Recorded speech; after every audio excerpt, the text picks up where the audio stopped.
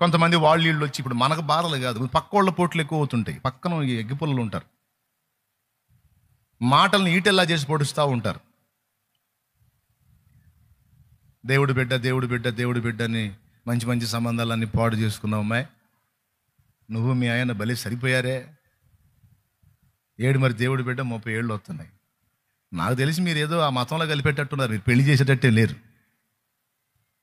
ఆ యేసుప్రభుని నమ్ముకున్న వాళ్ళు ఎవరు, నన్నులా నరుసులా, అళ్ళలో కలిపేటట్టున్నారని ఈ సోదరులు కొంతమంది ఉంటారు, పక్కన చేరి పొడుస్తూ ఉంటారు. అదేమన్నా మనం చిరాకు పడ్డాం అనుకో, మాదేమైందమ్మా, మాకెందుకు, నీ బిడ్డ కాబట్టి ఏదో నీ గురించి మాకు కొంచెం బాధ ఉంది కాబట్టి చెబుతున్నా అంటారు. పొడిచినంత పొడిచి, గుచ్చినంత గుచ్చి, అదంటే నీ కోసమేనమ్మా అంటుంటారు. ఒకటే చెప్పాలా, అంత ప్రేమ తట్టుకోలేను, నా మీద చూపించవాకండి అని చెప్పు, దరిద్రం వదిలిపోయింది. నా మీద అంత భారం అంత బాధ్యత మీరు చూపించడం నాకు అస్సలు బాగలేదు, వదిలేసేయండి, నేను ఆయన వైపు చూస్తున్నా.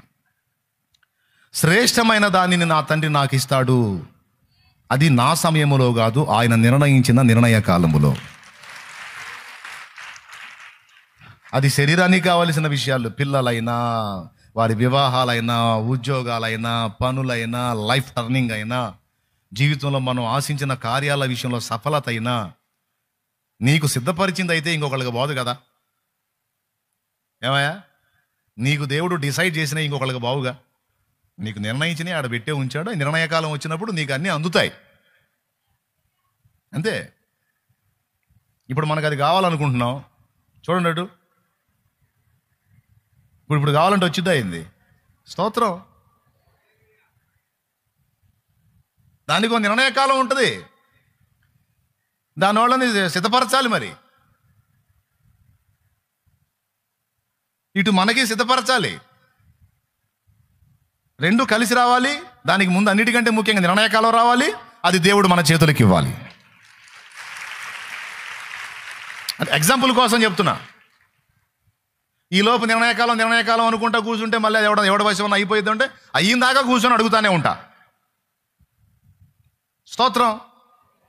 ఇప్పుడైతే కాలేదు కదా, ఒకవేళ మరొకటి వయసు అయితే అయ్యిందాకా, అది నేను చూసిందాకా, పూర్తిగా వాడి పేరు రిజిస్ట్రేషన్ అయిందాకా చూస్తూనే ఉంటా. అయినా కూడా ప్రార్థన చేస్తూనే ఉంటాడు. ఎందుకంటే వీరమ్మకపోతే ఆ కొనవడం వచ్చుగా.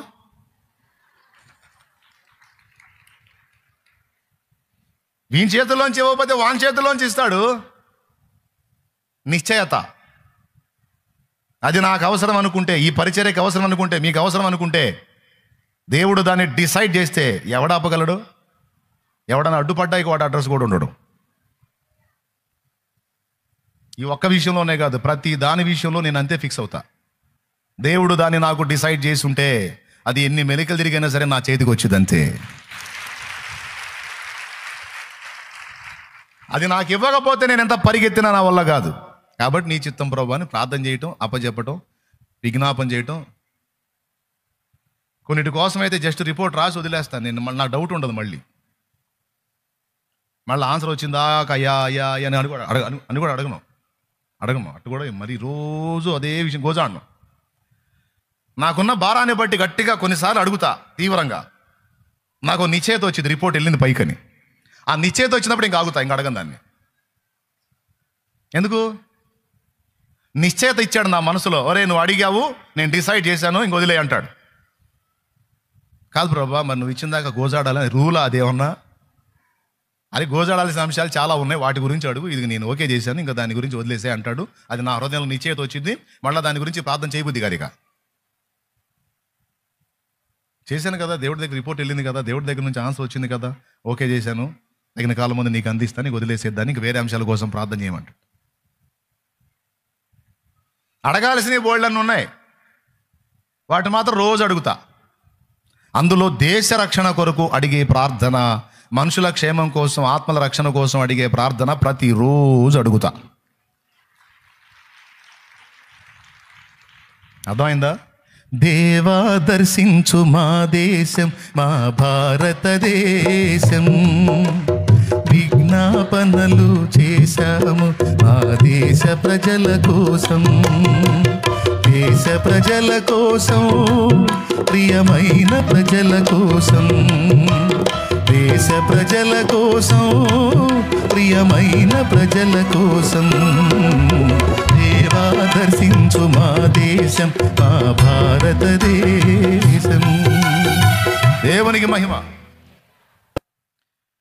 ప్రార్థనను గురించినటువంటి సంగతుల్లో స్పష్టంగా గుర్తెరిగి, ఈ ఒకటే కాదు మరికొన్ని విషయాలు చెప్తా, నీకు తెలియని సంగతులు కొన్ని స్పష్టంగా ఇవి గుర్తెరిగి వీటిని అనుసరించి మీరు దేవుణ్ణి అడగటం, దేవుని సన్నిధిని వెతకటం అనేవి మీరు జరిగించండి. మనం దేవుని అడగటం తప్ప వేరే ఆప్షన్ ఉందా? రైట్. మరి దేవుడు ఎందుకు ఆలస్యం చేస్తాడు? నిన్ను హింసించాలనా, లేకపోతే నువ్వు నేను ఏడిస్తే చూడాలనా, లేకపోతే మరి ఏ కారణం చేత ఆలస్యం చేస్తాడంటే సింపుల్, ఒకటే ఆన్సర్, నిన్ను కరుణింపవలెననియే. కరుణించాలి అంటే ఏంటి? నాలుగింతలుగా నీకు కృప చూపునట్లు, నాలుగింతల అద్భుతాలు ఒక్కసారిగా నీవు అనుభవించున్నట్లు దేవుడు అడ్డగించి ఉండవచ్చు. కాదని ఎవడు చెప్పగలడు? లేదా నిర్ణయ కాలం వచ్చి ఉండకపోవచ్చు, ఆ నిర్ణయ కాలం కోసం దేవుడు ఆపు చేసి ఉండొచ్చు. కాదని ఎవడు చెప్పగలడు? కాబట్టి ఇక్కడ మనకి విసుగు అనేది రానీయకుండా, సిస్టర్ పాపం కష్టపడి వచ్చారు, జాగ్రత్తగా వినండి, స్తోత్రం చెప్పండి, గట్టిగా చెప్పండి. పక్కన వాళ్ళు ఒకరు చూడండి, సరిగ్గా చూడండి, ముఖాల్లో చూడండి, చేతులు కలపండి. బాగున్నావా? చేతులు కలిపి అడగండి. వాక్యం వినమని అడగండి. చెప్పండి, వాక్యం వినమని చెప్పండి. నిద్రమోహం వేసుకుని ఉండవాకని చెప్పండి. దేవునికి మహిమ. పాయింట్కి వద్దాం. మీకు స్పష్టంగా ఉంది కదా, గలిబిలిగా లేదుగా, రైట్.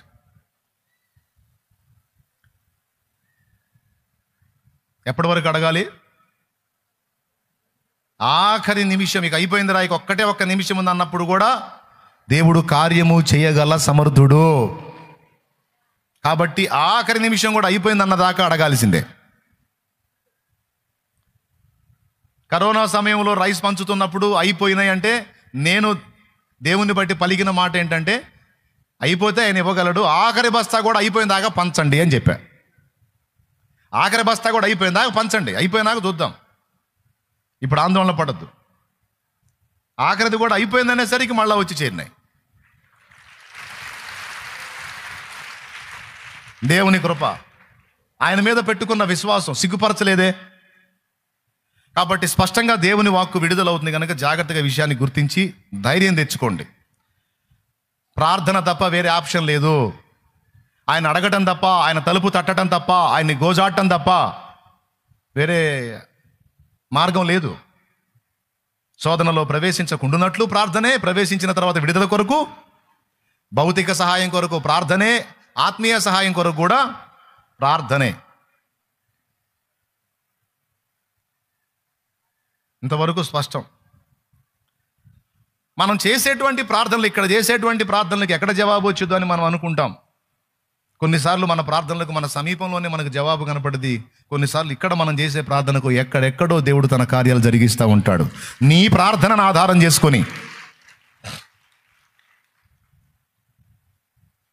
మొదటి ప్రశ్నగా ఏం చెప్పుకున్నా? ప్రార్థన తప్ప వేరే మార్గం మన సమస్యలకు పరిష్కారంగా ఆ ఒక్కటే ఆప్షన్, ఇంకొక ఆప్షను లేదు. ఎంతవరకు మనం ప్రార్థన చేయాలి అన్న రెండవ ప్రశ్నకి, ఎందాక ప్రార్థన అంటే